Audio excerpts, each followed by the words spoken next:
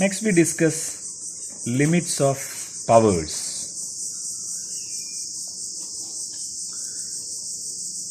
Limit n tends to infinity r power n is in fact equal to infinity if r is a number greater than 1. This is equal to 1 if r equal to 1, and this is equal to 0 if 0 less than or equal to r less than 1. Let us give a very simple proof to this result. The proof is given in three cases. Case 1, where you assume that r is greater than 1. Then you can write r as 1 plus s for some positive number s. Therefore, r raised to n will be equal to 1 plus s all raised to n, which is equal to, using the binomial rule, 1 plus ns plus some more positive terms, so other positive terms. Therefore, you get that r power n is greater than or equal to 1 plus ns, because r power n is 1 plus ns plus some more positive terms. So if you neglect those positive terms, that side will be smaller, so that r raised to n will be greater than or equal to 1 plus ns. And you note that this 1 plus ns will go to infinity as n becomes large. When n becomes large, ns become large, and 1 plus ns becomes infinity. Therefore, you get that limit n tends to infinity, r raised to n is equal to infinity. So you get that if r is greater than 1, then limit n tends to infinity, r raised to n is equal to infinity. Case 2, where you assume that r is equal to 1. Then r raised to n is always equal to 1. This is for all n. Therefore, limit n tends to infinity, r raised to n is equal to limit n tends to infinity 1, which is equal to 1, which is obvious.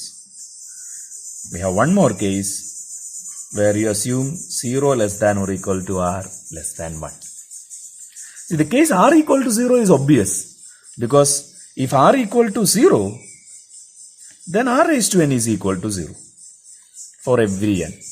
Therefore, limit n tends to infinity, r raised to n is also equal to 0. So we take 0 less than r less than 1, because r equal to 0 is already done. If r lies strictly between 0 and 1, then r will be of the form 1 divided by rho for some rho greater than 1. Therefore, limit n tends to infinity, rho raised to n will be infinity. And this implies that limit n tends to infinity, 1 by rho raised to n is equal to 0. Therefore, we get limit n tends to infinity, r raised to n, because r raised to n is 1 by rho all raised to n, which is equal to 1 by rho raised to n. So you get that limit n tends to infinity, r raised to n equal to limit n tends to infinity 1 by rho raised to n, and that is equal to 0. We see one example of this, or we may use this limits of powers to do certain evaluation of limits. So for example, what will be limit n tends to infinity 3 raised to n? See, note that this 3 is greater than 1. So if we apply the rule, you get that this is equal to infinity, because the rule says that limit n tends to infinity, r raised to n is equal to infinity if r is greater than 1. And 3 is greater than 1, and you get the answer. Another example, limit n tends to infinity, e raised to minus n. See, e raised to minus n is 1 by e raised to n. This is equal to 1 by e all raised to n. And we know that e is greater than 1. Therefore, 1 by e is less than 1. So, by applying the rule, you get that limit n tends to infinity, e raised to minus n equal to 0. We see one more example. limit n tends to infinity e plus 2 by 3 all raised to n all raised to 4.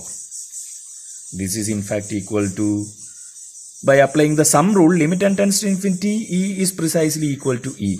So this is e plus limit n tends to infinity 2 by 3 all raised to n all raised to 4. This is equal to e plus 2 by 3 is less than 1. Therefore, limit n tends to infinity 2 by 3 all raised to n is 0. All power 4, and the final answer is e power 4.